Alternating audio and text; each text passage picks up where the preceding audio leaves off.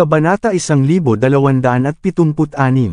Ang mga mata ni Todd ay naging malamig sa galit. Kinagat niya ang kanyang ngipin.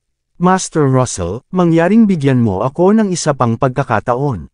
Sa oras na ito, tiyak na hindi ako mabibigo. Nang hapong iyon, dumating si Todd sa Regency Enterprise kasama ang kontrata mula sa dati. Kailangang makilala sila ni Mandy, tulad din nila na stockholders ng Regency Enterprise. Ikaw si Mandy Zimmer, hindi ba? Dumating kami dito na may isang bagay lamang sa isip. Gusto namin ang lahat ng mga stock ng Regency Enterprise. Nagsalita si Todd sa isang hindi nakakaganyak na tono. Pinataas ni Mandy ang kilay niya. Imposible yan, kakukuha ko lang ng kumpanyang ito. Dagdag pa, ang issue hinggil sa cash flow ay hinahawakan na ngayon, at maraming pag-unlad na maaaring gawin sa malapit na hinaharap. Bakit ko ibebenta ang stock sa iyo? Oo, Mr. Jean. Nais naming ibenta ang mga stock nung mga nakaraang araw na ang nakalilipas, ngunit hindi na namin ito binibenta ngayon. Marahil kailangan mong maging updated sa kamakailang mga nangyari. Gayunpaman, dahil isa ka sa aming mga stockholders, maaari ka lamang umupo at tamasahin ang lahat sa hinaharap na dividends. Ang ibang mga awtoridad ay magalang sa kanya, ngunit hindi tuwiran, na tinanggihan nila siya. Tinawid ni Todd ang kanyang mga binti, at inilagay ito sa desk. Alam mo ba kung sino ang kausap mo? Siguro dapat kong muling ipakilala ang aking sarili. Ako ay si Todd Jean mula sa Jeans ng Mordo. Anumang bagay ang Jeans ng Mordo ay nakatutok sa iyo, ikaw ay kailangang ibenta ito sa amin kahit na anong gastos. Sa mga salita ng Jeans of Mordo, ang mga matataas na ops lahat sa paligid ay nahulog sa isang takot na panginginig. Lahat sila ay may karanasan na mga kalalakihan sa mundo ng negosyo. Naturally, naiintindihan nila ng mabuti kung ano ito na sinadya para sa isang pamilya na mailagay sa ikasyam sa gitna ng nangungunang 10 pamilya ng bansa H. Ngayon, lahat sila ay parang inipon na mga tae. Ang pakikipagtalo ay katulad ng pakikipaglaban sa isang Diyos. Kung sila ay nagsasalita ng kahit anong hindi kinakailangan, maaari silang magtapos sa kamatayan. Nasiyahan sa kanilang mga reaksyon si Todd, pinahigpit niya ang kanyang mga mata kay Mandy. Bibigyan kita ng isang araw upang maghanda. Bukas, sa parehong oras ngayon, nais kong makakita ng isang kasunduan patungkol sa mga stock. Gayun din, kailangan mong matulog sa akin. Kung hindi mo gagawin ang sinabi ko, dapat na ang Regency Enterprise maghintay sa araw na ito ay nabangkaruti. Tulad ng para sa inyong lahat, ako ay sisiguraduhin na lahat kayo ay magdurusa. Si Todd ay tumawa, na puno ng napakalaking kasiyahan. Slam! Ang kanyang bodyguard ay naglabas ng baril at sinampal ito sa itaas ng lamesa. Ito ay isang item na maaaring legal na pag-aari ng mga pulis o mga nagtatrabaho sa hukbo.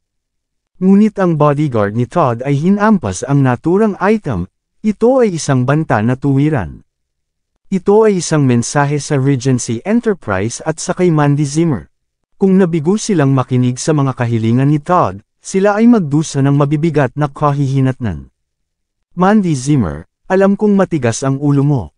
Ngunit bago ka lumaban, dapat ay maayos kang nagsisiyasat sa Jeans ng Mordo. Dapat alam mo na kung ano ang mangyayari kung pupunta ka na kalabanan kami. Umalis si Todd, nang umingisi habang naglalakad. Mapang-akit. Ang Jeans ng Mordo ay palaging mapagmataas dito. Ito rin ay isang bagay na inutos ni Russell kay Todd na gagawin. Bilang sila ay isang nangingibabaw na lipi, dapat syempre napilitin ang iba sa kanilang kapangyarihan. Bakit sila ay kailangang gumawa ng mga maliit na taktika sa komersyo? Pagkatapos ng lahat, walang maaaring pumihil sa isang pag-atake na hinimok ng Jeans ng Mordo. Nang umalis si Todd, lahat ng mga authority ng Regency Enterprise ay nagpalitan ng sabik na sulyap. Ang kumpanya ay nahaharap sa isang string ng masamang kapalaran. Pagkatapos lang na nabago ang CEO, nahaharap sila sa mga problema sa daloy ng cash. 2 araw pagkatapos ng bagay na iyon ay nalutas, ipinagpalagay ng lahat na ang Regency Enterprise ay sa wakas patungo na sa gintong panahon ng pag-unlad. Sino ang umasa na ang genes ng Mordo ay magtatakda ng kanilang mga mata sa Regency Enterprise? Ito ay mas nakakatakot kaysa sa Morgan Financial Group na tuma-target sa negosyo. Hindi mahalaga kung gaano kakilabot ang Morgan Financial Group, sa pagtatapos ng araw, sila ay isa lamang korporasyon sa ibang bansa. Ngunit iba ang genes ng Mordo. Sila ay isa sa nangungunang 10 pamilya sa Country H. Ang kanilang katayuan ay tulad na madali nilang pilitin ang sinuman na lahat ay yumuko sa kanila. Nahaharap ang lahat sa kamatayan ng walang pagkakataon na humingi ng awa. Karamihan sa mga authority na naruroon ay natakot sa pangalawa nang narinig nila ang mga salitang galing sa genes ng Mordo. Lumingon sila kay Mandy, na puno ng kakilakilabot ang mga mata. CEO Zimmer, lahat ng pinagdaanan namin dati hindi maituring na isang malaking isyu kumpara sa aming problema sa oras na ito. Nakaharap kami sa mga genes ng Mordo. Ang nakakatakot na pamilyang iyon ay lampas sa imahinasyon. Nakikita na inilagay nila ang kanilang mga mata sa Regency Enterprise, hindi ba sa palagay mo dapat lang nating ibenta ang kumpanya? Tama, marami nang binili ang genes ng Mordo ng mga korporasyon sa Buckwood sa mga araw na ito. Ang mga may-ari ng nasabing mga korporasyon ay namatay mula sa presyon ng sinubukan nilang pigilan. Isa sila sa nangungunang 10 pamilya ng Country H. Hindi natin maaaring magalit sila. Hindi namin kayang magdala ng mga kahihinatnan ng paggawa nito. Ang isa sa mga authority ay idinagdag sa isang mababang tinig, CEO Zimmer, sa palagay ko ay maswerte ka na si Mr. Todd ay mayroong pagtingin sa iyo.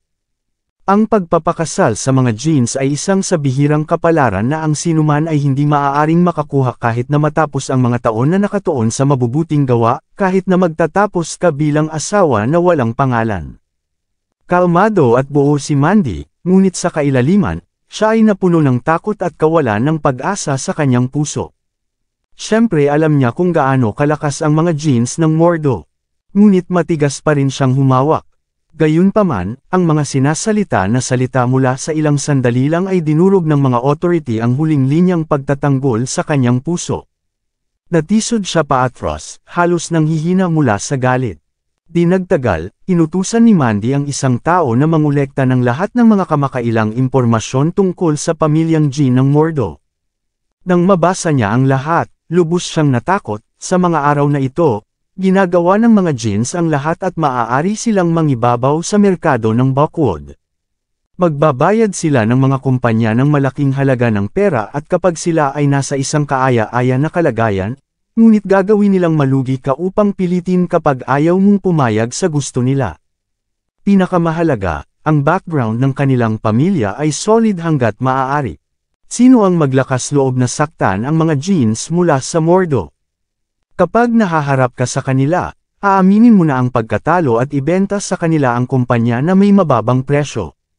Sa kabilang banda, ang mga may matigas na ulo at sinubukan upang labanan sila ay labis na nagdusa. Ang paglabag sa mga paa ay itinuturing na isang ilaw ng pangungusap.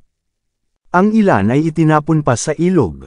Kung ang alinman sa mga insidente na ito ay iniulat, magkakaroon sila ng mga tao na pipigilan ng balita mula sa likuran ng mga eksena.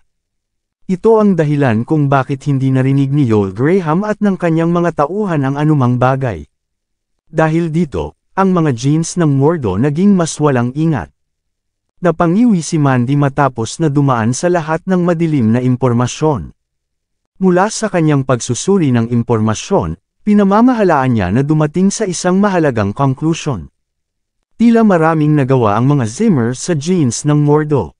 Hindi sigurado si Mandy kung gaano kalalim ang kanilang pinag-uugatang relasyon, ngunit sa ilalim ng mga pangyayari tulad nito, ang kanilang pamilya ay maaaring magdusa kahit na mas kakilakilabot kung sila ay nilabanan ang mga genes. Mula sa kanyang pagkatao, kung si Mandy ay nag-iisa, siya ay ipagtatanggol ang kanyang kumpanya hanggang sa pinakadulo. Ngunit mayroon pa rin siyang mga magulang, kapatid na babae, at kanyang asawa. Natatakot siya na ang alinman sa kanila ay mahuhulog sa paraan ng pinsala. Habang nag-aalangan si Mandy, nanunood si Harvey ng balita sa bahay. Matapos ang insidente kasama si Sasha Larson ay natapos na, wala nang galit sina Simon at Lillian kay Harvey. Kahit na siya ay naglilibot sa bahay, wala silang sinabi tungkol dito. Para sa kanila, pinakamahusay na hindi lumabas si Harvey at magdulot ng anumang problema. Hindi nagtagal ay bumaba na si Mandy sa trabaho, at ang kanyang ekspresyon kung kailan nakarating siya sa bahay ay isang bahagyang madilim. Nasimangot si Harvey, "Ano nangyari sa asawa ko? Sino ang nanakit sa'yo, sinaktan ka ba ulit?" Pinilit ni Mandy ang isang ngiti. "Wala, medyo maraming trabaho lang sa negosyo sa mga araw na ito. Ako ay sobrang busy, medyo nasusunog ako." Matapos isipin ito, sinabi ni Harvey, "Bakit hindi ako pumunta at tumulong sa Regency Enterprise bukas?" Umiling-iling si Mandy, "Hindi na kailangan iyon sa ngayon. Sasabihan kita kung kailan ko ito." Naguguluhan si Harvey, hindi ba laging nais ni Mandy na siya ay tumulong upang mapabuti ang kanyang sarili? Bakit naiiba ang ugali niya sa oras na ito? Kinabukasan, pumasok si Mandy Zimmer sa kanyang negosyo nang may madilim na bilog sa paligid ng kanyang mga mata. Bago pa man siya makarating sa kanyang tanggapan, si Todd Jean na nakapasok na kasama ang kanyang pangkat ng mga bodyguard. Wala sa mga security guard sa Regency Enterprise ang nang-ahas na lumapit sa kanya nang makita nila ang mga bodyguard na iyon, armado sila na may mga baril na nakasukbit sa kanilang mga baywang. Sa mga baril at live na bala, maaari silang mamatay kung mangyaring tumama sa kanila. Sino ang magkakaroon ng lakas ng loob na tumayo laban sa ganyang mga tao? Handa na ang mga authority ng Regency Enterprise na lumuhod sa harap ni Todd. Siguro, nagkaroon sila ng pag-uusap kagabi at nagkasundo. Siguro ay naisip mo na ang aking alok, CEO Zimmer. Umupo si Todd sa sofa, ang kanyang paa ay nakasandal sa iba pang bilang siya at si Mandy ay nakatayo. Ang mukha ni Mandy ay nagyelo. "Sige, kahit handa na ako upang ibenta ang Regency Enterprise sa iyo, hindi mo ba iniisip na dapat kang magpakita ng ilang mga kaugalian?" Si Todd ay bahagyang umurong, hindi niya inaasahan na si Mandy ay sumang-ayon. Ngumisi siya. "Okay, nakikita ko kung gaano ka kahanda. CEO Zimmer, bibigyan kita ng isang presyo. 15 sentimo. Inilabas ni Todd ang isang barya mula sa kanyang bulsa at inihagis sa lupa, at ito ay nag-echo ang tunog na may isang matalim na ding. Ang barya ay gumulong sa paa ni Mandy, at ngumiti si Todd. "Huwag kalimutan, hihintayin kita sa Presidential Suite ng Buckwood Grand Hotel. Alam mo ang mga kahihinatnan kung hindi ka darating." Napasinghap ang lahat at natatakot sa takot, paano binili ni Todd ang negosyo mula sa kanila. Siya ay malinaw naman na ninanakawan sila. Ang pamilyang Jean ng Mordo ay sobrang arrogant. Ang pamilyang ito ay kabilang sa pangkat kung saan hindi na kinakailangan ang paliwanag upang bigyang katwiran ang kanilang mga aksyon. Maaaring hulaan ng lahat na ang ilang tinatawag na mga negosyante mula sa Mordo mula sa dati ay nagkaroon ng Jean family na sumusuporta sa kanila, hindi ba? Malinaw, nais nila ang isang tao na magbabayad para sa pagkalugi na pinagdudusahan nila dati. At pinaplano nilang bilhin ang kumpanyang ito sa 15 sentimo lamang kapag ang merkado ng kumpanya ay ang halaga ay kasing taas ng 700 milyong dolyar. Ano ang isang biro? Huminga ng malalim si Mandy. "Mukhang hindi ko pa pinag-uusapan ang presyo, Mr. Jean. Sa palagay mo ba talaga ako ay maaaring magbenta ng Regency Enterprise sa iyo sa halaga lamang ng 15 sentimo? Gayun din, mag-file ako ng isang ulat sa pulisya kung magpipilit ka ng isang bagay tulad ng pagtulog sa iyo." "Hahaha," umungol si Todd sa pagtawa. "Kung hindi ako nagkakamali. Nagbabanta ka ba sa akin, CEO Zimmer? Ipagpatuloy mo. Bibigyan kita ng isang pagkakataon upang iulat ako. Maghihintay ako para sa iyo." Habang nagsasalita siya, kumaway si Todd. May nagtapon ng isang telepono kay Mandy, ang may pananagutan sa pagbibigay sa kanya ng telepono at ipinahiwatig ang baril sa kanyang baywang, nakadikit ang kanyang mga mata ng mabangis kay Mandy. "CEO Zimmer, hindi mo siya may ulat. Ito lamang ay magpalala ng mga bagay. Hindi ko alam kung may mangyayari sa iyo, ngunit kung gumawa ka ng isang ulat sa pulisya, Uutusan ni Mr. Jean ang kanyang mga bodyguards upang patayin tayo. Kahit na makulong ang kanyang mga bodyguard sa kanilang sarili pagkatapos, hindi siya maapektuhan sa lahat. Tapos na tayong lahat. Sinubukan ng mga authority na hikayatin si Mandy na natakot. Ang mukha ni Mandy ay naging mas madilim. Ang katawan niya ay hirap na manatiling balanse. Malinaw, hindi niya inaasahan na ganoon si Todd Jean kamapagmataas na lubusang binabaliwala niya ang mga batas. Hahaha, Mandy Zimmer, mukhang ang iyong mga authority ay mas matalino kaysa sa iyo. Nakikita nila kung ano ang mangyayari ngayon ng malinaw. Noong nakaraan, pinangungunahan ng Yorks ang Southlight, na naging mahirap para sa amin na umatake. Ngunit ngayon ang Southlight ay wala nang nangungunang pamilya, kung sino ang makakayang patigilan mo kami ang Jeans ng Mordo. Sa wakas maaari mong makita ang sitwasyon ngayon, pirmahan ang kasunduan ng masunurin at sumama sa akin. Kung hindi, kukunin ko ang iyong buong pamilya. Maraming salamat sa lahat ng sumusubaybay. Please subscribe and follow my YouTube and Facebook channel, Filipino Novel. Maraming salamat po. Mapang-akit, dominante, masama. Ito ang mga iniisip ng lahat tungkol sa Mordo family ng Jean. Ang bawat authority sa eksena ay nanginginig sa takot. Narinig nila ang chismis tungkol sa kung paano ang mga iyon napunta laban sa pamilyang Jean ng Mordo. Lahat ay nawala kasama ang kanilang mga pamilya. Ang mga authority na ito ay hindi nais na magtapos ng ganyang lahat. Ang sekretarya ni Todd ay nagtapon ng isang kasunduan kay Mandy at nagsalita ng hindi sinasadya. Pakinggan kung ano ang sinasabi ng aking batang Panginoon. Kunin ang barya, pirmahan ang kasunduan, at pagkatapos ay lumaya sa iyong bahay upang maglinis sa pamamagitan ng iyong sarili, naintindihan. Kung ang CEO Zimmer ay ayaw pa ring pumirma dito, kung gayon ngayong gabi, aanyayahan ng aking batang Panginoon si Mr. Simon, Mrs. Lillian at Miss Cynthia para sa hapunan ng magkakasama. Ang sekretarya ay may magalang na pagtingin na nagsalita siya, ngunit ang mga salita ay lumabas sa kanyang mga salita na ginawa ang buhok ng lahat sa kanilang mga dulo. Paano magtatapos ang pamilya ni Mandy kapag nakaharap sa mga masasamang tao na ito? Lalo na si Cynthia, na bata pa at dalisay. Sa pag-iisip na ito, natakot si Mandy. Ikaw, lumingon si Mandy kay Todd, ngunit wala siyang lakas ng loob na magsalita laban sa kanya. Natatakot siya kay Todd ng tunay na maghihiganti sa kanyang pamilya. Nakaharap sa isang taong walang awa sa kanya, maaaring gawin ni Mandy na wala man lang. CEO Zimmer, ang mahina ay hindi maaaring labanan ng malakas. Sumuko ka na lang. Oo, CEO Zimmer.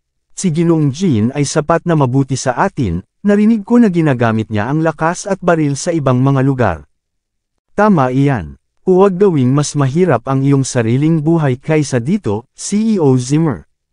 Nagsimula ang mga authority ng Regency Enterprise na iyon na hikayatin si Mandy sa mababang tinig. Sa huli, ito ay isang pagbabago lamang ng pagmamay-ari sa kanila. Sa katunayan, marahil ay bibigyan pa sila ni Todd ng mas mataas na sweldo. Nagawa nilang tumalikod laban sa mga babala dati, kaya syempre maaari nilang gawin ang pareho kay Mandy. Ito ang pinakadakilang pagbagsak ng pagbili ng kumpanya. Ang mga manggagawa at mga kaugnay na authority ay hindi magkaroon ng isang pakiramdam ng pag-aari kung ang isa ay hindi alagaan ang mga ito at linangin ang mga tapat na tauhan sa kanyang sarili. Malinaw na naintindihan ni Mandy ang konseptong ito, ngunit mayroon siya at kinuha lang. Ang mga problema ay darating sa kanyang paraan mula noon, pinipigilan siya na harapin ang bagay na ito. Sa sandaling ito, wala na siyang pag-asa. Ang luha na dumadaloy sa kanyang pisngi at mata na namumula, kinuha ni Mandy ang panulat, naghahanda na pumirma. Dito, ang lahat ay ngumisi kasama si Todd at ang kanyang mga tauhan ng matagumpay. Naalala niya kung gaano kahirap na naging matigas ang ulo ni Mandy. Sino ang nakakaalam na may magagawa siya sa pamamagitan lamang ng paglabas ng ilang mga banta? Iniisip kung ano ang magagawa niya sa kanya kapag siya ay dumating sa kanyang lugar ngayong gabi, nasasabik siya. Narinig niya na hindi pa natutulog si Mandy sa kanyang live-in na asawa dati. Hindi kami pipirma ng kasunduang ito. Sakto nang malapit nang pumirma si Mandy, isang tao mula sa gilid ay tinakpan ang kamay ni Mandy ng kanyang sarili. Nandito si Harvey. Nakita na niya sa pamamagitan ng kakatwa na pagkilos ni Mandy, kaya inutusan niya ang isang tao na suriin kung ano ang nangyayari. Hindi niya inaasahan na ang pamilyang Jean ng Mordo ay maglakas loob na gumawa ng anuman kay Mandy. Harvey York. Ikaw. Nakita ni Todd ang larawan ni Harvey, ang kanyang mga mata ay agad na gustong pumatay. Si Gray Jean, ang nakatatandang kapatid ni Todd, ay naging walang kakayahan o baldado sa pamamagitan ng walang iba kundi si Harvey.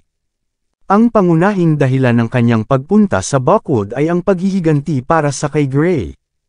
Hindi pinansin ni Harvey si Todd at marahang pinunasan niya ang luha sa mukha ni Mandy, at sinabi, "Narito ako, huwag kang mag-alala tungkol sa anumang bagay. Tatayo ako para sa iyo." Nakikita kung paano hindi nabalisa si Harvey sa kanyang harapan. Kinuha ni Todd ang isang ashtray mula sa mesa at hinampas ito sa lupa. Bang! Ang ashtray ay tumama sa sahig, na nagkaputol-putol. Ang tinig ni Todd ay parang nakakagat ng yelo. "Ikaw piraso ng basura, hindi mo ba naririnig ako?" Kabanata 1280. Sinulyapan ni Harvey si Todd at sumimangot. "Sino ka ba sa akala mo? Hindi mo ba nakikita na nakikipag-usap ako sa aking asawa? Nag-iingay ka lang sa kung saan mo man gusto. Ikaw." Galit na galit si Todd. Pinapikit niya ng gusto ang kanyang ngipin na tumayo at nanloko. "Sabihin mo kung ano ang gusto mong sabihin. Kapag natapos ka na sa iyong mga huling salita, ipapadala ko kayong dalawa hanggang sa impyerno. Hindi, ililigtas ko muna ang iyong buhay upang masaksihan mo kung paano ko pahirapan ang iyong asawa. Pagkatapos lamang nito ay tatapusin kita." Tumawa si Todd. Hahaha. Hindi niya papayagan si Harvey ng madali. Sampal.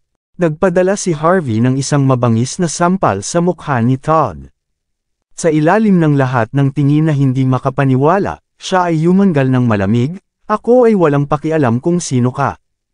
Ngunit tandaan ito. Ito ang Buckwood. Malakas ka man o hindi, dito, kumilos ka sa iyong sarili.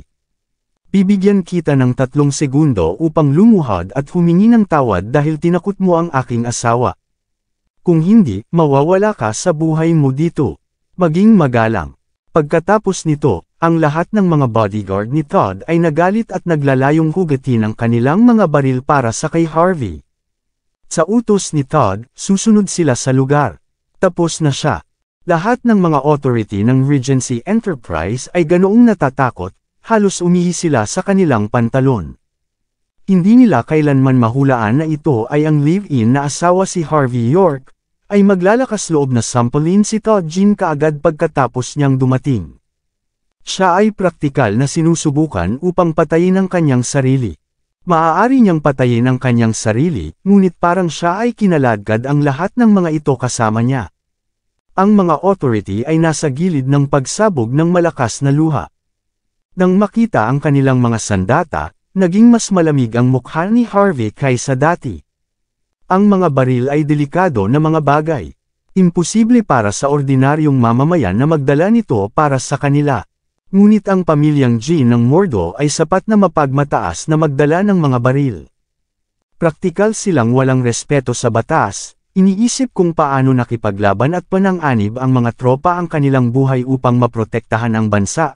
Lamang upang magtapos na pinuprotektahan ang mga kalupitan sa halip, ang mga mata ni Harvey ay napuno ng walang anuman kundi dugo. Kung hindi para sa panganib na maaari nilang madamay at masaktan si Mandy, sana ay inatake na niya sila.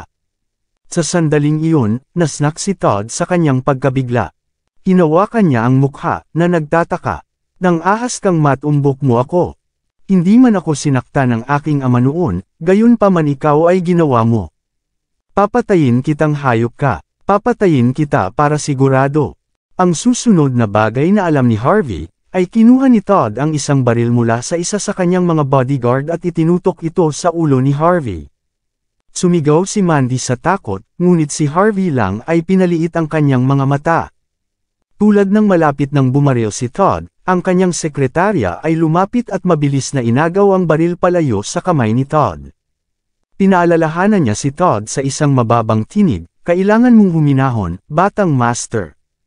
Ang buhay mo ay masyadong mahalaga kumpara sa live-in son-in-law na ito. Ang pagpatay sa kanya sa iyong sariling mga kamay ay hindi katumbas ng halaga. Marami pa tayong ibang paraan upang gawin siyang magdusa. Dagdag pa, siya ay dating driver ni Prince York. Kung papatayin natin siya rito, magiging malaking pagkakasala ito kay Prince York. Sa pakikinig sa kanyang sekretarya, pinakalma ni Todd ang kanyang sarili. Siya ay inayos ang kanyang matigas na mata kay Harvey at umungol, ikaw na maliit na brat. Huwag mong ipagpalagay na maaari kang gumawa ng anuman kasama si Prince York bilang iyong backup. Narito ang jeans mula sa Mordo upang gawin ang aming marka sa Buckwood.